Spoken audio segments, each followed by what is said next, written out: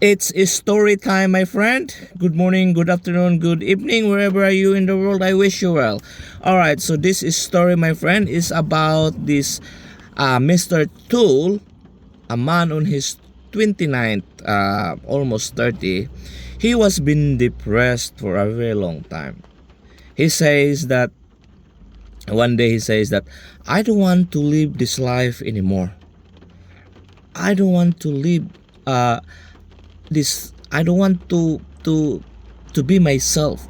So in one night, there was one night, he just woke up in the middle of the night. He was shaking. He was shaking. And then here when he says that I don't want to live myself anymore, then he realized, he questioned himself, when I say I don't want, who is this I? Because when you say I don't want to live myself, then who is this? I mean I, and who is this myself? So that's what crosses in his mind, and there seems like for some reason when he questioned himself, like who is this I? Who is this myself? He just he don't know what happened on that night. He just don't know. He just trying to, after he questioned who is this I and myself, he is trying to forget or disassociate himself or who his being to this I and himself. So he don't understand what happened, but he just don't want to be himself anymore. He don't want to become like I don't want to be associated with anything with myself. So there was something like he saw something, there was a light on that night, something like he cannot explain what happened to him. So it's just like very that was the first experience that when he woke up he was shaking, and he just found something like there was a light in the room. And on the next morning when he woke up, it seems that his depression, his anxiety, his his he it's been just dissolved.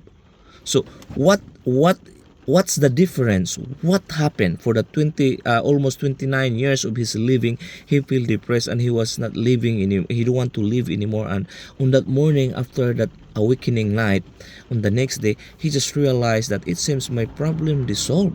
So what he observed is, when he tried to disassociate himself to this I and myself, he is trying to focus on the now. He just trying to focus on the presence. So he don't want to he disassociate himself to his past, and he don't want to think about the future, because the future is, you cannot do anything with the future yet. Nothing you can do with the future, because you cannot put yourself in the future. You might think a lot in the future, but there is nothing really much you can do with the future, because future didn't arrive yet, and you cannot just put yourself and work in advance in the future. So what he did is he just focused on the moment, on the now, and it seems that his problem dissolved. So at that time, he was studying doctorate on the university, I think one of the best university of London. So for some reason, he just quit that studying. He stopped the doctorate masteral. He stopped it, and he was just focusing on the now. And there's a moment that he just went to this park. There's a park in London. He just sit there for 2 years, and he people think he was insane.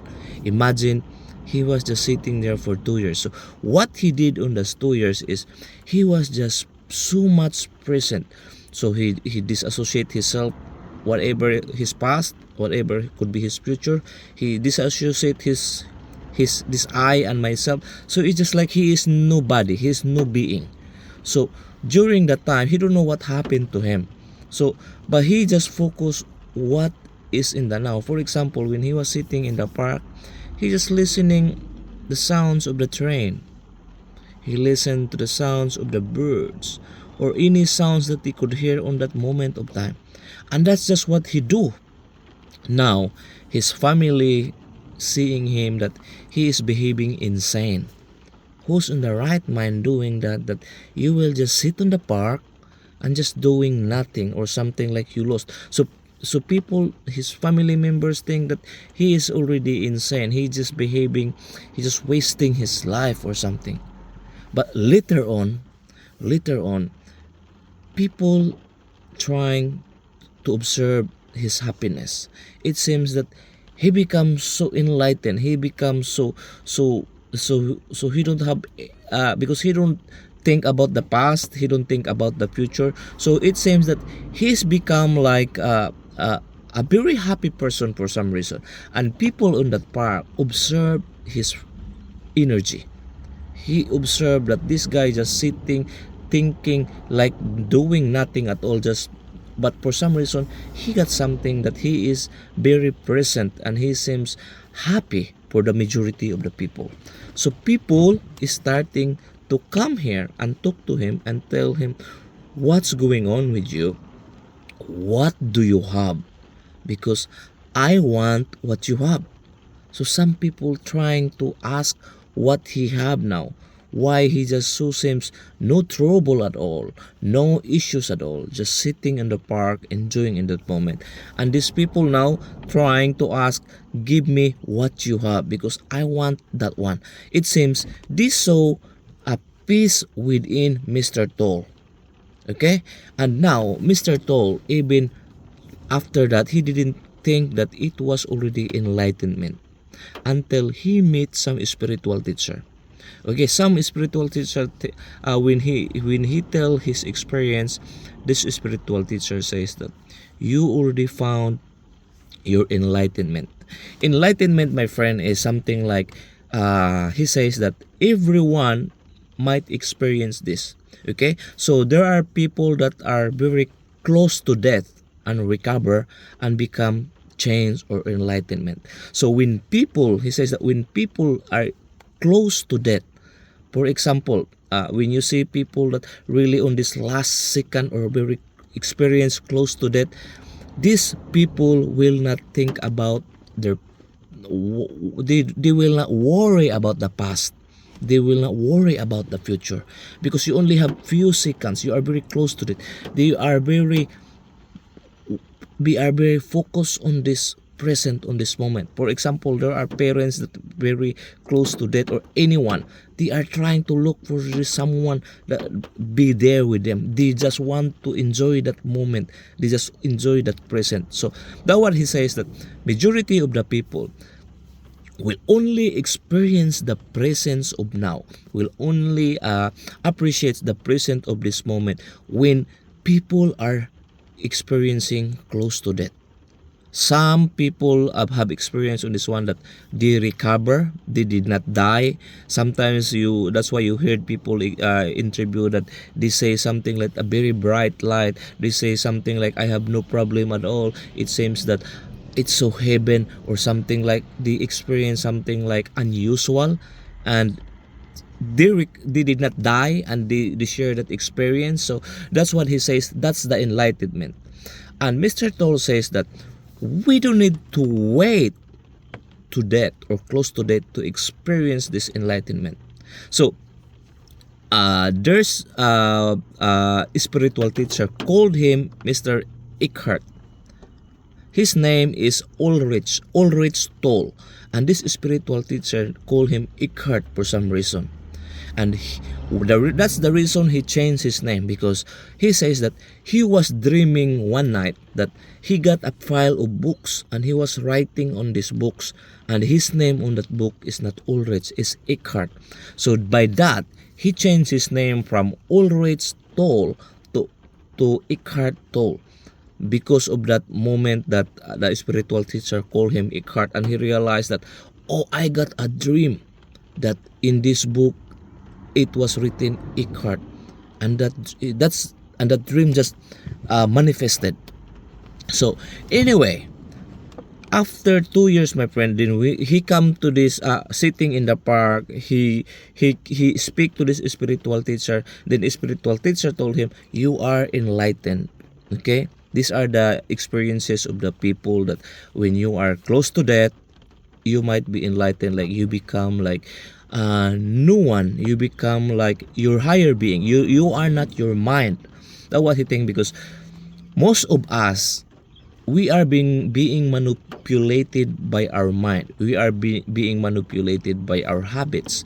When we say, when we do things every day, when we think every day, those are unconscious. So when we are unconscious, my friend, those are the history of our habits, history of our thoughts that is stored in our subconscious mind. And when we respond to things, for example, when someone speak us not nice, without thinking, we just throw something to defend ourselves, or something like we get angry, because that's normal, supposed people do. Because without thinking, it will just defend ourselves, or something, throw something back or not nice to the person that talking bad to us. So that's unconscious. So when we are unconscious, our brain is designed to, it's very powerful tool. Our brain is, this is the most powerful tool in the world. All the inventions is coming from a human brain, human mind. So our brain, we are gifted with this one, that it could really think if we use it. And Mr. Toll says that if we don't control it, it's it it could destroy us, or it could change us to better. So it depends how we use it. So if we have a lot of bad experiences, how our associations last time, these are the things that it's become subconscious to us, and it will just auto it could be this pain is just hiding, it could be this anything that is not it could be this anxiety is just hiding within you. Some people living this every day, or some people just hiding, and it just wait for a trigger. So if our mind, we cannot control our mind, the mind will control us. So we become our mind. For example, when we are angry, when there is a situation, life situation, we respond that with anger, or depression or sadness. It depends how people respond. So when we respond that way, and if we are not present with the now, we always respond that way, and it's become so addictive. And every time, that's the way we respond. So it's become, we become our identity. And if we remove that anger, for example, anything, you just get angry with any small things or anything, and if we remove that anger, it seems people are scared with that. He don't want to be removed with that, because he thinks that, or she thinks that, his anger, once it's removed, that, or his that sadness or anxiety, he become nobody, because that's his identity. So that's the reason it's so addictive, because it's become our identity. So his point is, when you don't need to wait close to death, or to experience death before being enlightened. We could enlighten even at this even we don't need to wait for death. Even at this moment, to be enlightened is, we just need to focus on the now, presence. If it's raining, feel the rain, focus with the rain, because there's he says that the problems, all our life situation are just problems, and problems cannot survive with time, and time is future, or it could be past. Okay, past. When you say past, there's a time there. When you say future, there is a time there. But when you say now, at this moment of time, there is no time. At this moment of time, it's keep moving. Now. When you think of now, what you have now, there is not really a problem within now. So people also asking him, are you delusional? Because you are just like your problem will remain there. If you don't ignore that problem, if you don't think that problem, the problem will stay there. But his explanation there is, we just focus with the now. What is this moment? It could be this now is trying to solve this problem, and problem is not you. Problem is not you. It's just like a life situation. You is a higher being. Wow, my friend. So the point here is, each of us could be enlightened, could be become the watcher of the thinker. When we become the watcher of the thinker, watcher of our mind, watcher of our anger, watcher of our depression, watcher of our negativity, my friend, it's just like we are the higher being. When we watch it, we don't want to say forget that. We just feel that emotion, feel that anger, but we become like the watcher on it. Okay, because I'm angry now. Feel that anger, but don't let that anger drives you. Don't let that anger become your moving force and become you. Wow. So we become like enlightened without experiencing death, and that will be the best moment if we just focus on the now. It could be planning in the future is what you do now, but you are just doing it now. That's what they say. It doesn't mean that you don't want to achieve great things. You don't want to dream big dreams. No, if you focus on now, what you do with now is you just do what you can do with now, and don't focus on your past, and don't be anxious on your future, because you cannot do the only with those past and future. The only thing that we could do is on this now. Wow, my friend, it's a very interesting story with Mr. Toll, and he even write this book. He become a spiritual teacher, my friend. He shared his experiences. He become a spiritual teacher that it seems that he wants that everyone could experience peace when you accept the things. Okay, it's just like the story of the butcher. Like the butcher says that the customer says that give me the best meat that you have. The butcher says all the meat that I have is the best, because the butcher accept that all his butcher is the best. So when we have acceptance, Mr. Toll advised that this is we could find peace. And if we surrender to the now, we just surrender. We just surrender to the now. It doesn't mean that we cannot achieve more great things if we surrender. By surrendering, what he says is that's the first step that we could achieve greater things. If we surrender and accept and appreciate what's on the now, my friend. Wow, hopefully we learned something on this story, my friend. I wish you well. Close your eyes, open your arms, and not your legs, and this all be yours. Peace, love, good health, abundance, all the riches in the world. Boom, shakala.